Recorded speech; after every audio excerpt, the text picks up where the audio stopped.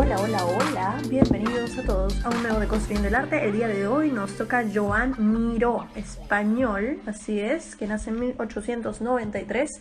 Vamos a esperar un momento a que se una más gente y también asimismo con Daniel, nuestro curador, Daniel Alfonso, historiador de arte. Vamos a tener, digamos, desde dos aristas distintas, yo desde el lado comercial, de marketing, asimismo hablar acerca de un poco la fundación, acerca de el hotel que también existe en Palma de Mallorca, y Dani desde el lado del background del artista. Así que esperemos un momento. Acá, construyendo el arte. Joan Miró. Hola Sandra, ¿qué tal? Bienvenida. Joan Miró. Voy a colocar acá el comment para que todos puedan verificar a quién vamos a deconstruir el día de hoy. Este es nuestro primer y único programa en español. Patica, bienvenida. Recuerdo, ya tengo tu portafolio. Pueden comentarnos igualmente qué saben acerca de este artista, si tienen alguna obra específica en mente. Yo me estaba quedando pegadísima con toda la información que he encontrado en internet. De verdad que es un artista que se encuentra en el inconsciente de los coleccionistas internacionales, y hay mucha información en cuanto a subastas que ha participado desde 1983, y una de las más recientes ha sido la de este año. Así que vamos a hablar un poco acerca de esto, así que agarren lapicero y papel. Hola, hola. Hola, hola. ¿Cómo va todo? Bien. Acá justo me estaba quedando pegada en internet viendo toda la información, y por eso se me estaba haciendo medio tarde para conectarme. Pero qué bestia, qué horror. Hay demasiada información, hay hasta estudios hechos que he encontrado entre ArtNet, ArtPrice, un montón de info, un montón. Porque este hombre desde 1983, justamente el año cuando él fallece, que fallece en Navidad, el 25 de diciembre, ya esa es la subasta más antigua de la que data, que empiezan a mover obra en Sotheby's o Christie's, ¿no? Normalmente entre esas dos casas. Y bueno, la más reciente ha sido de este año. Y me he quedado así pegadísima porque hasta se han encontrado obras en bóvedas en Nueva York, que de ahí las han colocado en subastas. Es impresionante, es impresionante. De Es verdad, que, es yo que me he pasado así. él viajó mucho. Este artista ha viajado demasiado y hizo obra, pero no a la par, por ejemplo, como Picasso, que habíamos visto que había hecho 13.000 obras, ¿no? 13.000 pinturas. Joan Miró sí, y además que exploró tanto, y a pesar de toda esa exploración, murió no con mucha plata, que digamos. Qué locura, ¿no? Qué A bestia. pesar, a pesar de tener sus marchands, sus coleccionistas, a pesar de tener todo un grupo de gente que lo apoyó muchísimo, pero en realidad Joan Miró, creo que por eso, o no sé, bueno, bueno, ya eso lo comentaré cuando comencemos. Nuestra, Bueno, nuestra, nue- Nuestro lado de Rosa de Guadalupe, ¿no? Hay que dejarlo ahí como en misterio. así es, ya nos vas a contar ahí los culebrones también. Bueno, Bueno, nada, Licha, dime, dime. empezando un poco con el intro, y de ahí ya para darte pase y que nos cuentes más acerca de este gran artista. Como les comentaba, este artista, él nace en España en 1893, y fallece en Navidad en 1983 en Palma de Mallorca.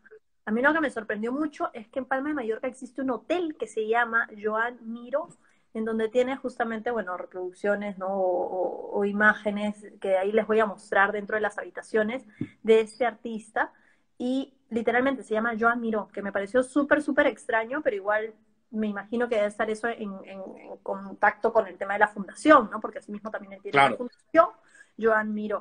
Eh, Él, bueno, es un maestro del arte moderno. Hay mucha gente que dice que es como que uno de los tops del surrealismo. Entonces hay mucha, ¿no?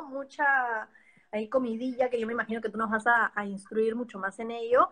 Y si es que he estado interesado en el subconsciente, en lo infantil, ¿no? Y en la cultura de Cataluña también, un poco conversar acerca de, y conocer a este artista, ¿no? Comentándoles, igualmente yo voy a empezar desde un lado comercial, de marketing, de números, subastas, y Dani va a hacer toda la parte del refuerzo de el background del mismo artista, ¿no? Entonces nos va a comentar acerca de cómo es que pasa de una cosa a la otra y cómo va evolucionando en su misma carrera, ¿no? Entonces, empezamos contigo, Dani.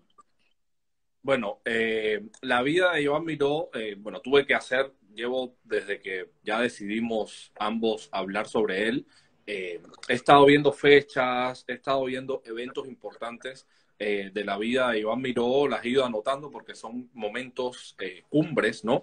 Que han marcado un antes y un después en la creación de este artista. Y en realidad llama la atención porque cuando a veces vemos creadores que tienen fundaciones, o creadores que de repente se convierten en íconos de un estado, de una provincia determinada, como es el caso de Joan Miró, que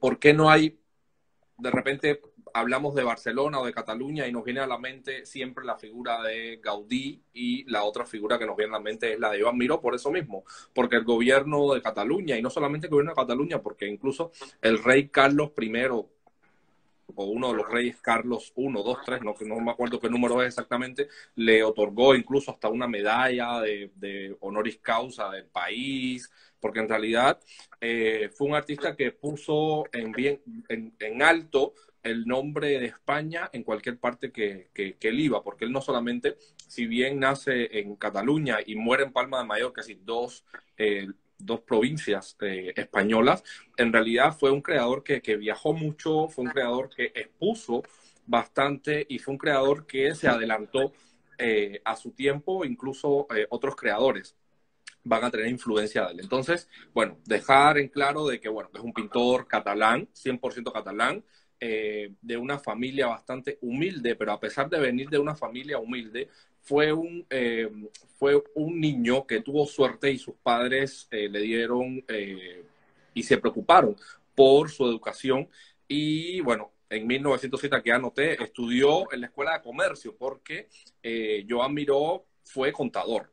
Joan Miró estuvo vinculado primero a todo el universo de la administración, incluso él fue contador de varias empresas españolas, sobre todo del rubro de la farmacia. Estuvo vinculado a Joan Miró, pero en realidad no era lo que más le apasionaba. Y no es hasta 1910 aproximadamente, o unos años antes, 1908, que estudia en la Escuela Superior de Artes Industriales y Bellas Artes en Cataluña. Y entonces a partir de ahí ya comenzamos a ver a un Joan Miró que se interesa por la pintura, que se interesa por el dibujo, sobre todo un dibujo y una pintura bastante académica, bastante neoclásica, finales de una pintura bien de finales del siglo XIX, inicios del XX. Es un creador que antes de pintar todo lo que conocemos, antes de hacer todas las obras que todos conocen de líneas, colores y todo ese surrealismo que nosotros decimos, sí, ya es surrealista, pero Joan Miró es más allá es un creador que va a transitar por estilos como el fauvismo, por estilos como el expresionismo, vinculado con todo el expresionismo alemán, que después, cuando viaja a París, entra en contacto con toda la escuela parisina de Matisse, Cézanne y todos estos artistas que están trabajando en los primeros años del siglo XX en París. Y vamos a ver que luego de haber estudiado arte, de pintar, que trabaja como contador, porque había que ganarse la vida, había que llevar un plato de comida a su casa, ¿no? Porque después, posteriormente, él se casa, tiene hijos y tal. Es un creador que viaja a París, y cuando viaja a París le presentan a Francis Picabia, que también es otro de los grandes creadores del momento. Incluso Francis Picabia es un artista que también tiene toda una evolución increíble, toda una evolución impresionante, que en algún momento hablaremos de él.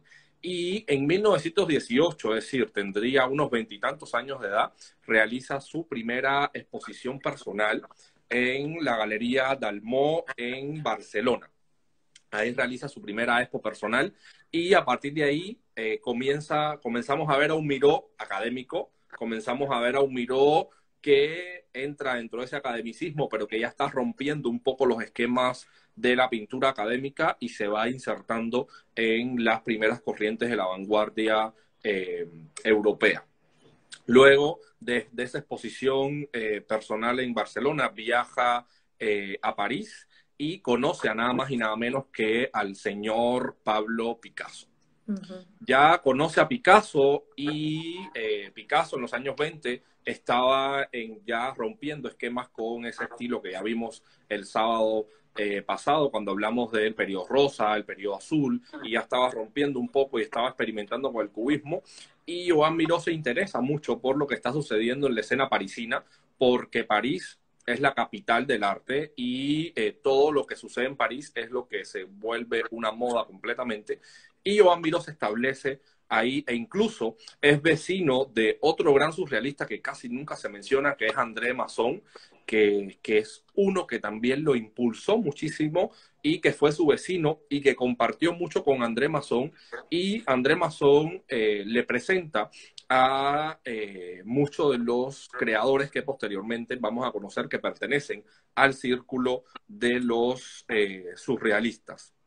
En 1925 realiza su primera exposición personal en París. Ahí ya entra en contacto con André Breton, conoce a la figura de André Breton y ese año firma el Manifiesto Surrealista. E incluso el propio André Breton, donde quiera que iba, comentaba que Joan Miró era el más surrealista de todos. ¿Qué sucede? Que dentro de la corriente surrealista hay varias vertientes, que está la corriente de la paranoia psíquica, donde está Salvador Dalí, y donde está el automatismo psíquico puro, que ese automatismo está muy bien trabajado por André Masson. André Masson es uno de los grandes autómatas de esta corriente que Miró explora y explota en toda su creación. ¿Qué sucede? Que Joan Miró, incluso en entrevistas que le han hecho y en textos que han recogido varios escritores de su biografía, sobre todo un japonés, porque cuando Joan Miró viaja a Japón a realizar su primera exposición personal, ahí conoce a Yakira, un nombre ahí rarísimo, que es el primero que le realiza su primer texto biográfico de Miró, ¿no? Y Miró siempre decía de que él no pintaba sus sueños como Breton promulgaba y como Breton decía y estaba escrito en el manifiesto, sino que él pintaba así toda esta pintura bien naif, bien infantil, de trazos bastante infantiles, porque él pasaba hambre.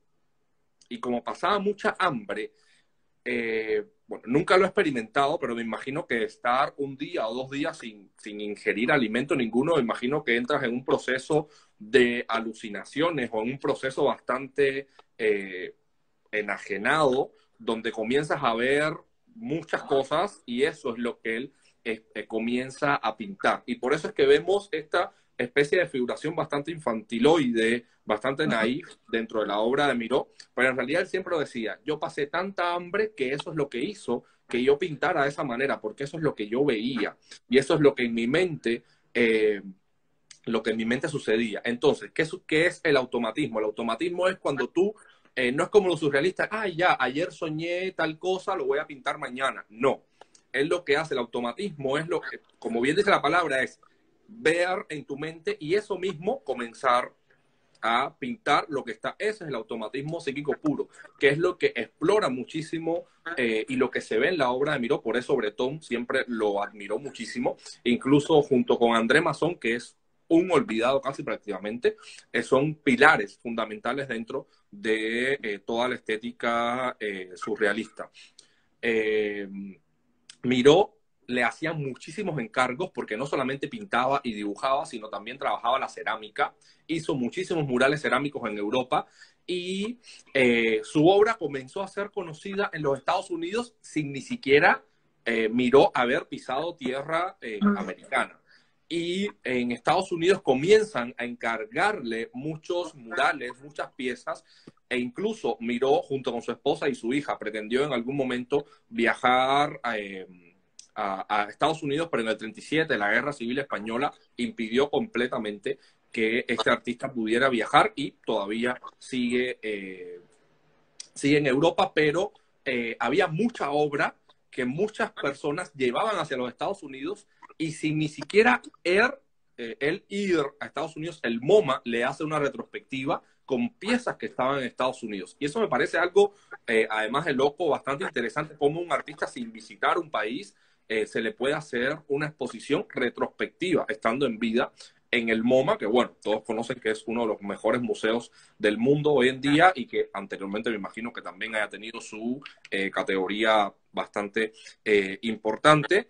Y ya luego se acaba la Guerra Civil Española y en los años 40, 42, 43, después de su retrospectiva, que fue el 41, ya logra viajar hacia los Estados Unidos y ahí realiza murales donde quiera, regresa nuevamente después a Barcelona, sigue en contacto con sus grandes amigos, incluso entabla una amistad con José Luis Sert, que José Luis Sert es un arquitecto, que de hecho es el arquitecto encargado de realizar su fundación en la década de los 70. Y José Luis Sert es un arquitecto catalán bastante interesante porque José Luis Sert viaja a Cuba en 1951 para realizar un plan urbanístico para unir la zona central, la zona antigua de La Habana con la zona del este. Y José Luis Sert hace un plan urbanístico espectacular que por cuestiones de la dictadura y por cuestiones de toda la corrupción que había en ese momento en Cuba en los años 50, no se llegó a realizar, pero fue un aporte súper importante para el urbanismo cubano que después, con el golpe de Estado en el 52-53, sí se realizan algunos de los planteamientos que había promulgado este arquitecto que fue gran amigo de Iván Miró y que lo ayudó mucho en vida. Le presentó muchísimas personas vinculadas con todo el círculo surrealista en Cataluña, todo el círculo surrealista parisino. Y bueno, en 1972 se realiza la inauguración de la Fundación Joan Miró, que es una fundación que ha apoyado y que sigue divulgando la obra de este creador. No tuve la suerte, cuando estuve en Barcelona, no tuve la suerte de ir a la fundación. Quería ir, pero quedaba muy lejos de donde me quedaba, del circuito donde me estaba moviendo. Y en realidad no tuve la suerte de visitar su fundación. Pero bueno, me quedé con la tranquilidad de que pude ver algunas obras de él y que además en el 2018 tuvimos la suerte de tener en el Museo de Arte de Lima una gran exposición de Joan Miró, auspiciada no solamente por el Mali, sino por el Museo Reina Sofía y por la misma fundación, donde se trajeron muchísimas obras impresionantes de este creador, esculturas, pinturas, dibujos, y en realidad parte de esas obras están en la fundación. Entonces, bueno, dije, bueno, no fui a la fundación, iré en otro momento porque hay obras que no trajeron, porque en España hubo algo muy curioso, que es el trabajo en tela. Muchos artistas llevaron y trasladaron obras a tapices, como fue Goya, como fue Picasso, y el mismo Miró también trabajó mucho lo que fue el tapiz español, y vemos obras de él en este material que van a estar en su fundación. Y algo que se me olvidó decir en sábado pasado con Picasso es que hay un tapiz del Guernica que nadie conoce, que nadie ha visto, es decir, muy pocas personas han visto ese tapiz del Guernica, que se encuentra bajo llave, bajo no sé cuánta seguridad en el centro Rockefeller. En el Rockefeller Center se encuentra ese tapiz y que, bueno, creo que fue un encargo que le hace el mismo Rockefeller a Picasso con respecto al Guernica. Pero bueno, el caso de Miró, brevemente, resumidamente, es lo que podemos hablar de él, porque en realidad hay muchísimo para hablar, porque a pesar de que tuvo contacto con con la élite, catalana, la élite parisina. Joan Miró pasó muchísimo trabajo, no murió con plata, a pesar de que pintó muchísimo, dibujó muchísimo, hizo obras en cerámica, esculpió en mármol, en bronce, en fierro, en todos los materiales habidos y por haber. Fue un artista que no sé si la mujer le gastaba su plata en ropa, no sé la verdad, porque no sé cómo un hombre pudo haber, con tanto éxito, pudo haber pasado tanta hambre. Y pudo, bueno, tal vez agradezcámosles que hacía sus huelga de hambre, ¿no? O ¿Sabes esa qué especie de pasaba? hambruna para realizar esas obras. Yo creo que lo que pasaba es que había mucho sangrón ahí al lado, alrededor de Puede una ser. persona exitosa, ¿no? Pero algo que has comentado justamente esa colección Rockefeller, esa colección debe ser, pero, o sea, súper exquisita, la que está bajo llave sobre todo, y lo de ese tapiz de Picasso, eso sí me ha dejado ahí una piedrita, una cajita de Pandora, porque ese tapiz del Guernica, eso sí no sabía. Qué genial, qué genial. O sea, ¿cómo habrá sido, no? Ya me estoy yendo un poquito para el otro lado, pero eso es para ponerle igual un poco el cuestionamiento y la pregunta a la audiencia, que están totalmente invitados de poder hacer sus preguntas, sus comentarios. Esa es una conversación que hacemos de forma orgánica, ¿no? Y de construimos en conjunto todos, así que pueden colocar ahí los comentarios y preguntas. En la medida de lo posible lo vamos a ir respondiendo. Lo que yo digo es que han visto la obra de Guernica, la adquirieron, bueno, está en un museo, ¿no es cierto? Ahorita en el Reina Reina Sofía, Sofía. ¿no? Y de ahí lo que han dicho es, yo quiero mi propio Guernica, pero lo voy a hacer en tapicería, pues, ¿no? Porque hay muchos artistas finalmente también, bueno, acá localmente Delfín lo hizo con un Mitchell, que es una empresa de alpaca, ¿no? Que hace mucho trabajo en alpaca, pero Miró también, o sea, Miró, claro, tienes pinturas, grabados, esculturas. En Chicago hay una escultura gigante también de 12 metros, ¿no? Eh, Fotografía, acuarela, tapicería, arte objeto. ¿Qué más no ha hecho este hombre? O sea, literalmente ha tenido pero toda una expansión en distintos medios, en distintos formatos, que eso también asimismo lo hace un artista mucho más completo, ¿no? De alguna forma. Eh, y lo de la colección Rockefeller, de hecho, que a mí me interesaría muchísimo, muchísimo investigar un poco más acerca de la misma y de también temas muy, muy puntuales, ¿no? Justo, Menta Days, hola, ¿qué tal? Muchas gracias por participar. Nos está comentando que ese museo está embrujado. No pararon de asustarme, vi el Guernica y me fui volando. Probablemente, fácil sí. Es que, Y ¿qué le sucede? El Guernica de Picasso estuvo hasta los años 80 en Estados Unidos. Se va en el 40 hacia una exposición en Estados Unidos y Picasso dice, no traigan el cuadro hasta que no se caiga el franquismo. Y entonces hasta los años 80 aproximadamente no regresó una obra española a su lugar de origen. Entonces es como algo bastante interesante, ¿no? tiene lógica, es que tiene lógica finalmente, porque te acuerdas que el sábado habíamos visto eso y es por eso mismo que él les responde, ¿no? Les responde cuando van a visitarlo a su estudio y les dice, no, yo no he hecho esto, ustedes lo han hecho, porque Exactamente. tiene mucha lógica y finalmente por eso es que él también está pintando lo que está aconteciendo, ¿no? Y sí, qué bonito que hayas recordado la exposición del Mali aquí, que fue en el 2018 justamente en el marco de las ferias, ¿no? Que pasó en abril.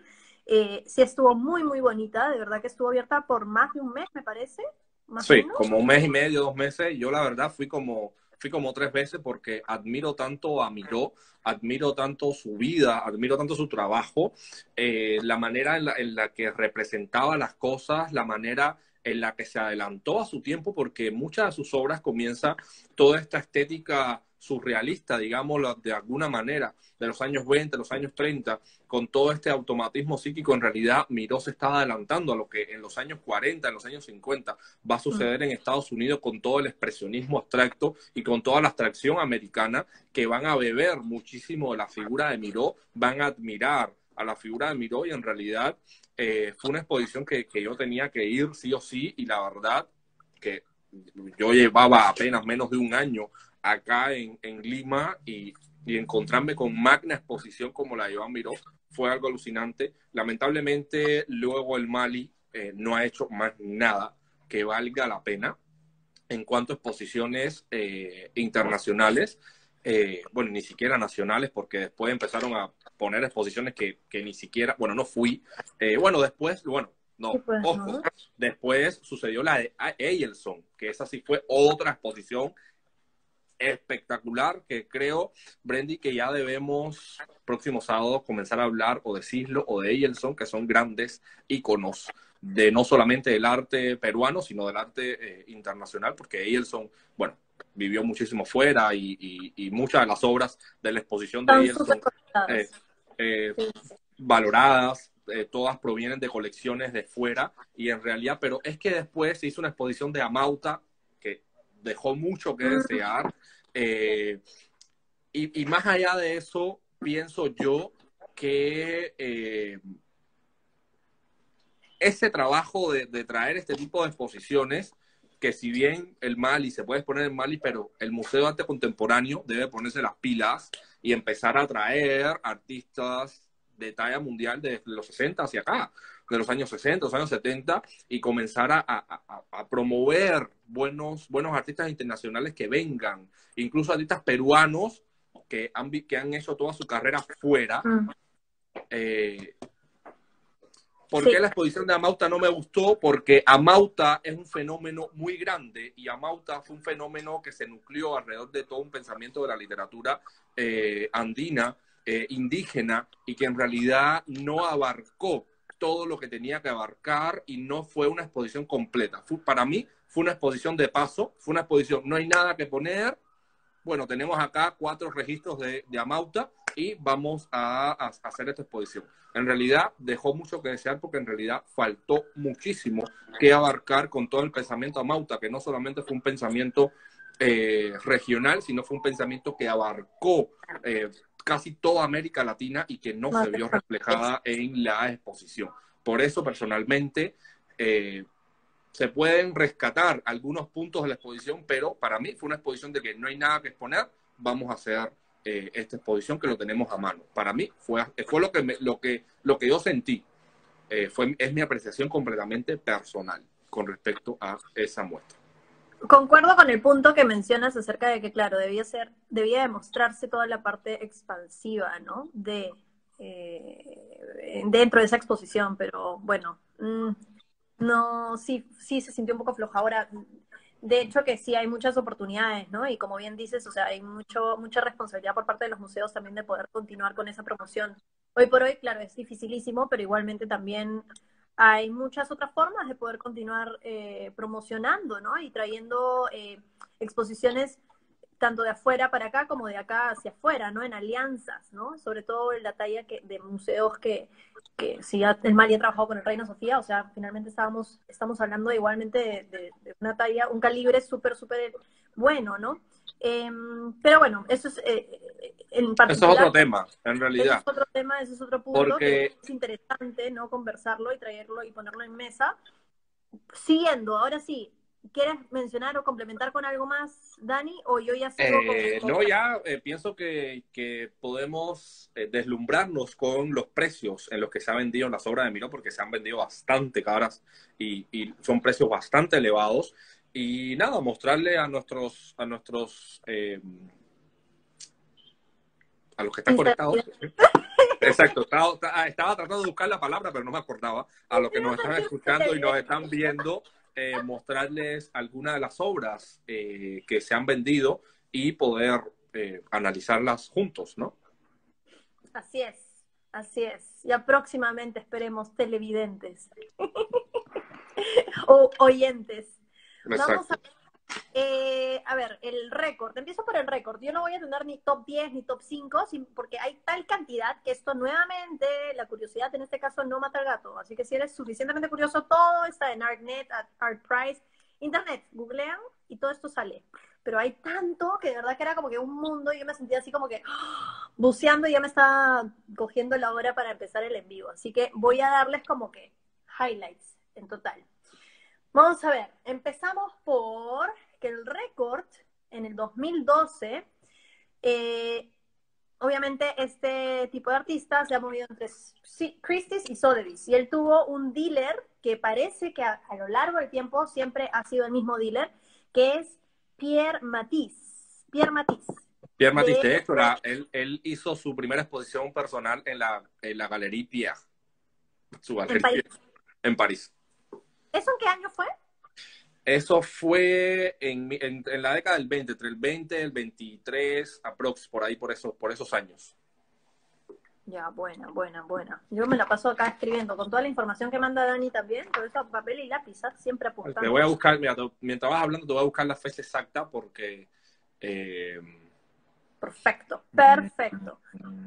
Voy a ir mencionando. Entonces, 2012 se vende por Sotheby's. en el 32 realiza su primera exposición individual en la Pierre Matisse Gallery en New York, 1932. Y Ah, después, 2 años después, es que ya firma un contrato profesional con él, quien va a ser el representante de él en todo Estados Unidos. en todo Estados Unidos. Bueno, imagino en Francia también, porque si estaba en su galería. Ese también se había llevado unas buenas comisiones, ¿ah? Unas buenas, Uh-huh. un buen tajadón de su torta. A ver, sigamos entonces. Vamos a precios. 2012 se vende como récord en, 30 en 20, no, 37 millones de dólares. La obra, la pintura, más... Que no te suceda lo mismo que le pasó a la periodista que dijo una cifra en la televisión y dijo la cifra mal. ¿No has visto eso? No, Que ¿qué trató de decir pasó? un número larguísimo, tipo 587.000, no sé qué, dijo, empezó 587 y se trabó y Ah, fue de no, atrás no, para no, fue toda no, una no, para eso locura. te ver todos los... No, no, no, no. Cuando son millones no hay que confundirse, por favor. Todo depende de la cantidad de numeritos que tengas y de dónde está el punto. Cuéntame el nombre de la pieza. Étoile Blue. Estrella azul. Étoile Blue. Étoile Correcto. bleu. Bleu. Étoile Bleu. Étoile Bleu. También tenemos clases de francés acá. Étoile Bleu. Vendida en el 2012 como obra récord en 37 millones de dólares. Esa obra fue hecha en Ajá. 1927. Clásica. Un azul también medio purpuresco parece, ¿no? Y, ¿qué pasa? Esto de acá ha sido dentro, acá así me salió, tú corrígeme, Dani, pero bueno, dame tu apreciación, pero Ajá. así votó, que era dentro del movimiento surrealista, el Uh-huh. periodo, la etapa y los años más o menos, ¿no? Porque estamos hablando de los años 20. Eso se ha debido ser colocado igualmente también por este mismo dealer, por Matisse. Uh-huh. Ahora, a lo que data a la fecha, más de 17 obras de este artista se han vendido sobre los 10 millones cada uno en subastas. Y 47 obras han sido vendidas asimismo por más de 5 millones cada una de ellas. Entonces, literalmente, yo me acuerdo haberte mencionado hace poco, cuando se empezó toda la temporada de subastas, que había una obra de Miró que era como de este tamaño, ¿no? Así. Sí, era bien pequeña. 18 millones, ¿no? Entonces estamos hablando de que igual, ¿por qué? ¿Qué pasa?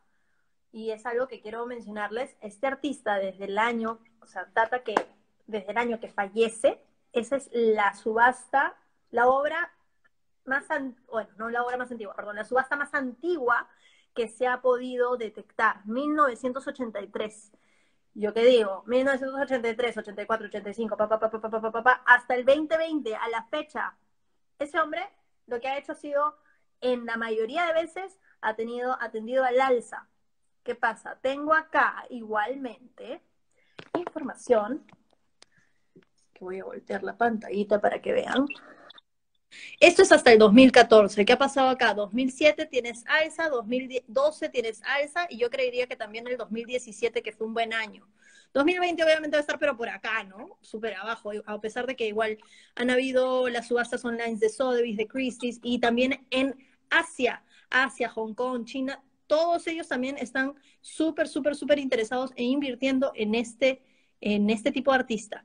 Entonces, acá tenemos que, claro, ha ido como que increyendo y bueno, tendió a la baja porque hubo una crisis en el 2009, una crisis financiera, y luego, ¡pum!, se disparó, ¿no? Entonces, ¿qué sucede? Tienes la fundación, tienes, bueno, el hotel, que eso todavía no lo he estudiado tan bien, no lo he comprendido tan bien el por qué es que tiene un hotel Joan Miró en Palma de Mallorca. No sé quién habrá comprado ese copyright y cómo habrá sido ese tema, pero está en el subconsciente de muchos coleccionistas, ¿no? O sea, internacionales sobre todo. Y otro highlight también que quería poner y compartir con ustedes es que el curador y filántropo Jerome Stone, mira, curador, Dania, acá, fácil de acá a 50 años van a estar hablando acerca de ti también como Ojalá. curador y filántropo con tus joyas ahí de obras. Vende obras, claro, vende obras en Sotheby's el 5 de mayo del 2015 en 9.8 millones de dólares. ¿Y en cuánto creen que se había estimado? ¿Cuánto crees que se había estimado? Obviamente más para abajo, ¿no? No, debe haberse estimado unos 7 millones. Entre 6 a 9 millones y todavía ¡pum!, supera el máximo estimado. Entonces es como que una joyita, pues, ¿no? Tener una obra de este hombre, imagínate haberlo conocido en sus tiempos, haberte adquirido una obra, en ese momento no tengo ahorita cuánto era lo que podía costar, ¿no? Pero sí, antes de él llegar a Estados Unidos, como también tú bien mencionas, inclusive él sin haber pisado el país, ya tenía una obra, ya tenía una exposición puesta en el MoMA, ya tenía, o sea, estaba súper bien cotizado, ¿no? Entonces, en vida, yo creería que no ha sido un personaje tan parecido como Picasso, por ejemplo. Es que Fácil, yo pienso que fácil. era muy noble. Pienso que Miró fue una Exactamente. persona demasiado buena y pienso que debe haber regalado dinero por montón. Debe haber, no sé, porque ¿cómo puedes tener tanto éxito a nivel comercial, a nivel exhibitivo, a nivel de todo y pasar hambre? ¿Cómo es posible? Estamos seguros que cuando él pasa hambre y él tiende a hacer estas obras, ¿no fue en los inicios o Es que fue en los fue? años 20, me imagino tal vez en los años 30, los años 40 ya el tipo comenzó a adquirir, bueno, ya no empezó a pasar hambre. Bueno, igual Bretón lo alimentaba. Tampoco es que Bretón le dijo, no, tú pintas así porque pasas hambre, vas a pasar hambre toda tu vida, ¿no? Es que sabes que también, si vienes de un contexto así, realmente sabes vivir con poco. O sea, Exacto. realmente sabes vivir humildemente, ¿no? Y puede ser, o sea, una superestrella, pero genial, genial, a mí me parece genial, pues sabía vivir con mucho y con poco, pero a la medida, ¿no? Que eso es bastante noble, como dices. Esta obra que les menciono, que se vendió en 9.8 millones, es la que le mandé a Dani porque no sé traducir todo el Ah, nombre ya, larguísimo. vamos allá, vamos allá. Sí, es, bueno, traducción al español es como que pájaro revoloteando, ¿no? En la cabeza es decir, revoloteando con un as dorado, ¿no? En la cabeza de un poeta, en el pensamiento de un poeta. En francés sería l'oiseau en sanction d'or étincelant la pensée du poète, sería en francés, y que sería esa traducción más o menos de, acá la vemos, acá está, vemos al pájaro, acá, que está en el centro, que está revoloteando, ¿no?, todo el pensamiento del poeta, que vendría siendo este personaje que tenemos acá, de este lado. Y de este lado tal vez tendríamos a un Salvador Dalí, tal vez, por el bigote, Sí, ¿no?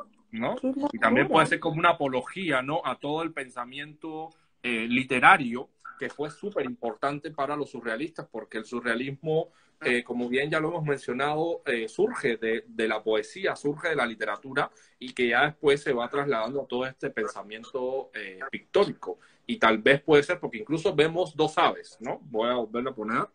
Vemos dos aves, vemos una acá y vemos la otra acá, ¿no? Entonces vemos Mm. como a dos personajes, uno puede ser un poeta, puede haber sido uno de sus grandes amigos poetas, y de este lado, por el bigote, podemos deducir, ¿no? Que hace referencia al propio Dalí, ¿no? Como una persona importante, porque al final Dalí fue bastante importante para el surrealismo, ¿no? Qué interesante. Bueno, sí, esa obra la adquiere la familia Stone y la tiene como por décadas, o sea, décadas de décadas de décadas, porque la adquiere a través de Pierre Matisse, el dealer de Miró, en los años 50. Entonces ha sido, digamos, como adquirida de casi primera mano, ¿no? Finalmente, desde el artista la mantienen y después lo que hacen es la subastan en el 2015, hace 5 años, y se vende, se estima, entre 6 a 9 millones y se cierra en 9.8 millones de dólares. Esa obra que nos acaba de mostrar Dani, que tiene el nombre larguísimo en francés, que no sé pronunciarlo a la fecha. Pero es acerca de esta ave revoloteando con un as, un halo dorado en el pensamiento del poeta, ¿no? ¿Qué pasa? Se subasta en ese monto, se cierra en ese monto, y el día siguiente, ¿qué pasa? Le siguen 6 obras como segundo lote, que de ahí yo me puse a pensar, Dani, yo dije, qué importante es ser el primer lote que se subasta o el segundo lote o dentro de los 10 primeros, ¿no? Porque normalmente cuando tienes una subasta, o sea, te dura más de una hora. Pero también debe haber un tema de prioridades, saber quién es como que el blue chip dentro de subastas, Claro. ¿no? La papa caliente, digamos, ¿no? Para poder colocarlo en primer orden, ¿no? O dentro de los top 10. Al día Pero siguiente, bueno, también igual hay compradores que van a pujar por piezas y de repente dicen, bueno, ya voy a estar desde temprano para ver cómo oscilan los precios de los primeros lotes que van saliendo, pero yo voy a esperar al octavo, que es el que me interesa, y por eso es el que voy a pagar todos los millones que tengo, ¿no? Tal vez podría ser así también. es que claro, porque finalmente ese es el juego de la subasta, ¿no? Que eso también a mí me encantaría. Todavía no he ido a una subasta. La próxima vez que esté por Nueva York voy a hacer que realmente calce en una de esas subastas. A una buena subasta. Sí, sí, sí, sí, sí, de todas maneras. Esa Y de que deben haber hasta peleas, deben haber gritos, debe haber de todo. Esas son las subastas, me imagino, que te deben poner la piel, pero bien, bien así tensa, que tú estás ahí, ves a los competidores comprando y pujando, no, 2 millones, 3 millones, 4 millones, 5 millones, y ahí tú dices, y es como una carrera, porque al final la subasta es una carrera. Es una carrera a ver quién da más y que la persona que está, que no sé cómo se llama, la persona del martillo, tiene un nombre específico, que eso es un arte. Hacer ese tipo de acto, eso es un arte, porque hay que tener un carisma para eso espectacular. no, aparte Patica, que nos cuando quieras vamos, nos sí, vamos. escúchame, no, aparte que también se pone así, o sea, yo le digo martillero, sé que tiene otro nombre, ¿ya? Pero es como literalmente cuando existe cuando pasa el récord, ese punto, cuando pasa el récord, es decir, en la fecha tenemos 32 millones, ¿no es cierto? Que dije hace un ratito. ¿Qué pasaría si el próximo año hay en una subasta presencial una obra que lleguen a 33 millones y ya empiezan a pujar 34, 35, 30, ya cuando pasas el de 32 millones, ya la gente, y escuchas, ¡oh!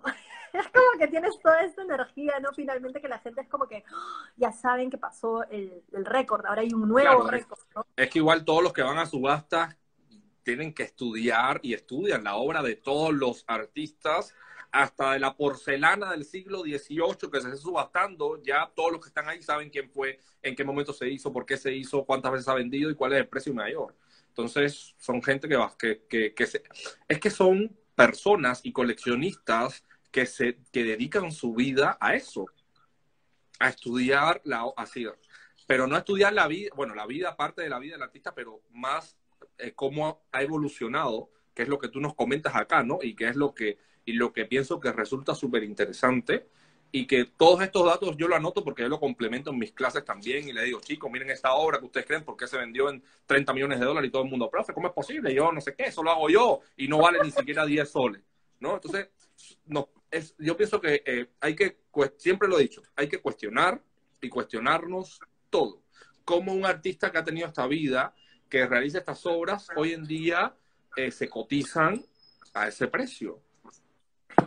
Pero efectivamente es justamente ¿por qué? Porque pasas entre museos, colecciones, ¿qué pasa? Desde 1983, este hombre fallece en Navidad de ese año, pum, al toque lo meten en subastas, ¡pling!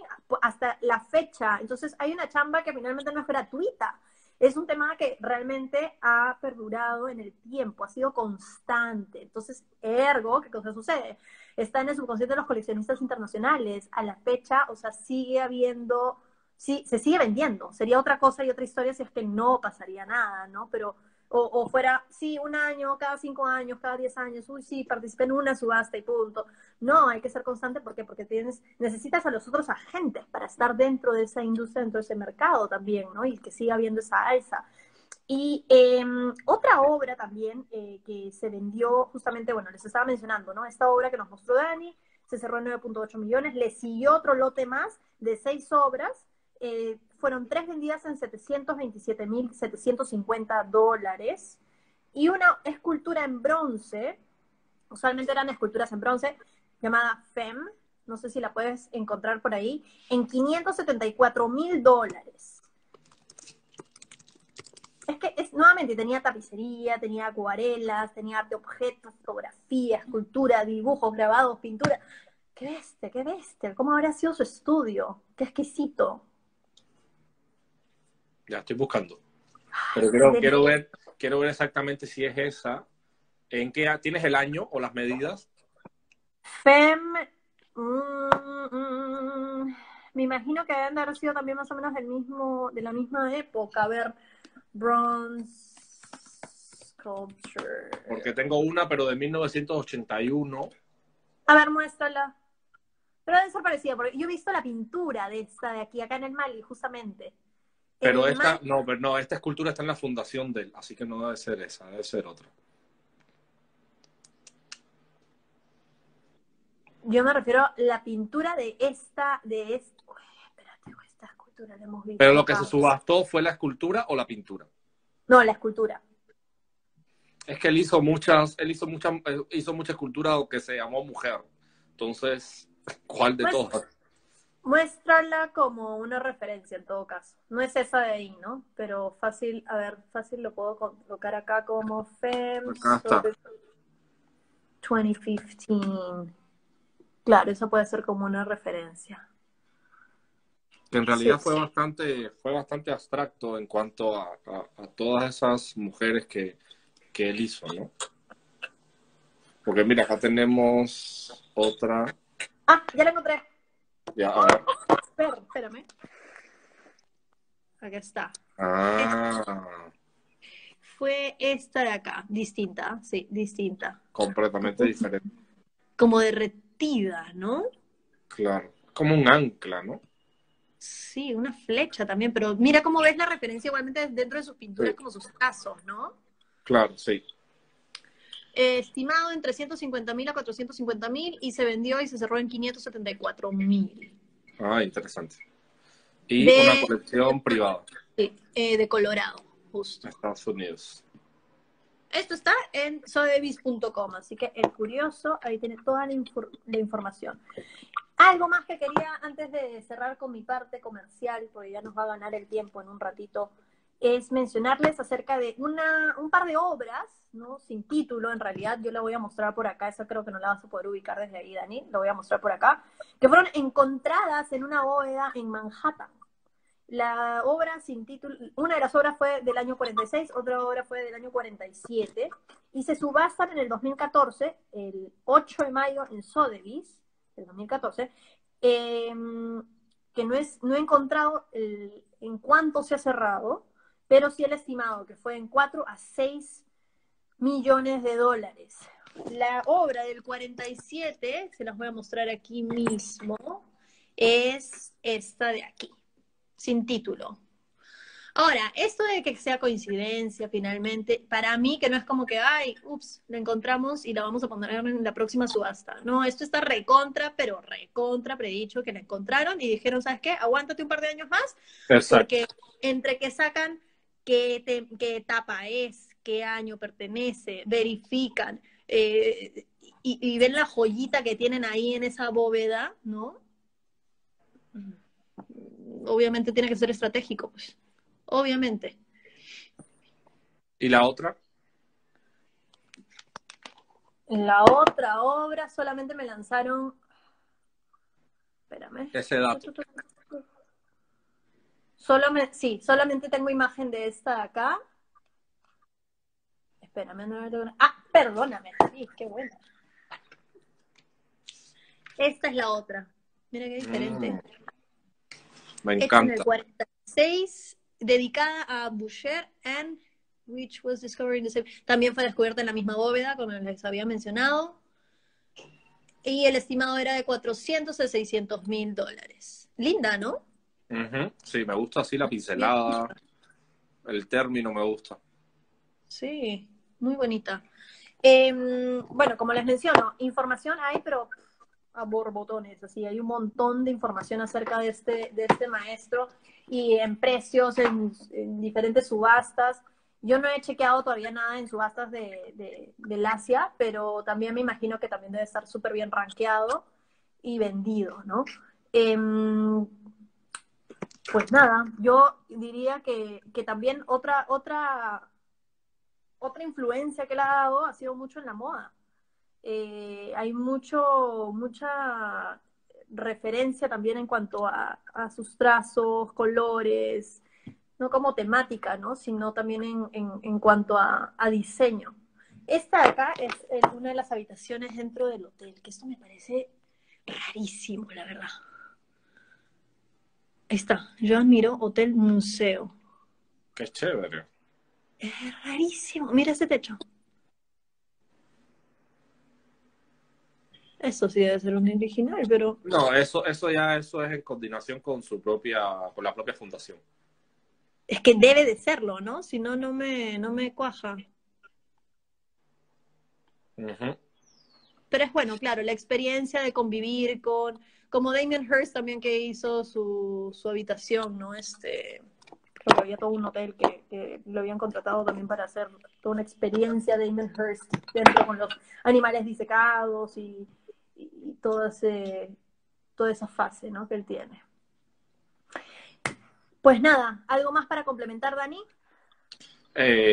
Bueno, creo que hemos abarcado bastante de él y que ahora que nuestros queridos conectados, si quieren, bueno, ya nos dijeron que podemos deconstruir a Mauta, podemos dedicar un sábado a hablar sobre Amauta y ver dentro de Amauta algunas obras importantes que se hayan movido y, y buscar precios de cómo se ha movido ese tipo de venta de arte peruano, porque al final Amauta lo que hace es promover tanto la literatura, el pensamiento peruano en Europa y que ya después luego todo el pensamiento de América Latina, ¿no? Que incluso en la misma revista, como dije, pienso que pudieron haber abarcado muchísimo más en la muestra eh, porque ahí escribió Marinetti, que fue importantísimo impulsor del futurismo en Italia, escribió Breton, el propio Breton tiene textos en la revista Mauta, es decir, hay todo un pensamiento y hay todo un pensamiento alrededor de esa revista que en realidad hay muchísimo de qué hablar, ¿no?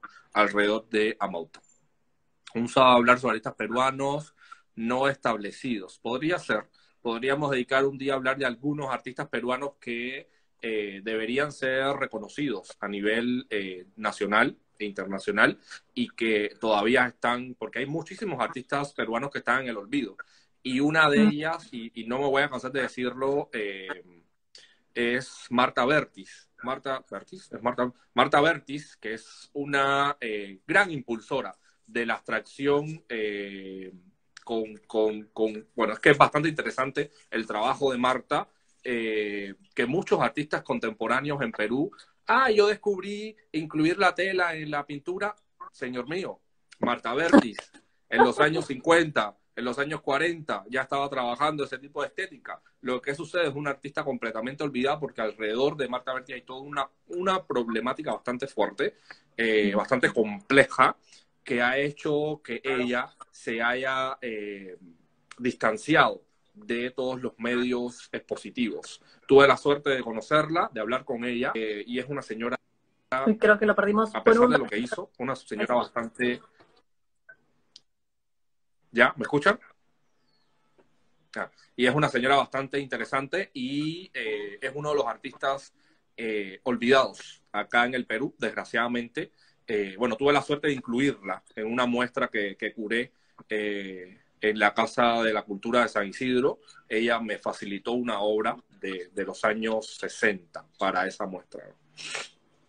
Claro, esto es súper interesante. Podríamos hacer eso también inclusive, ¿no? O sea, rescatar a aquellos artistas olvidados peruanos que igualmente, o sea, ella está en vida, o sea, está acá, ¿no? San Isidro me parece que ella está, ¿no? Vive en San Entonces, Isidro, sí, en me parece que Conquistadores. me parece que es súper importante también como para reivindicar y así seguir compartiendo, ¿no? Y promoviendo. Bueno, nada, se nos acaba el tiempo. Igualmente, agradecerles a todos por su tiempo. No olviden seguir a Daniel, su cuenta, a nuestra cuenta Blockart Perú. Así que nos veremos pronto. Batería, se me Y acaba algo más iba a decir. se me acaba la ¡Ay, batería. no! La tecnología nos empezó a dar. Me queda sin batería ya. Bueno, que tengan lindo sábado y no se olviden siempre de cuestionar todo. Sí, Y nos vemos. Nos vemos el próximo sábado. Chao. Chao, chao.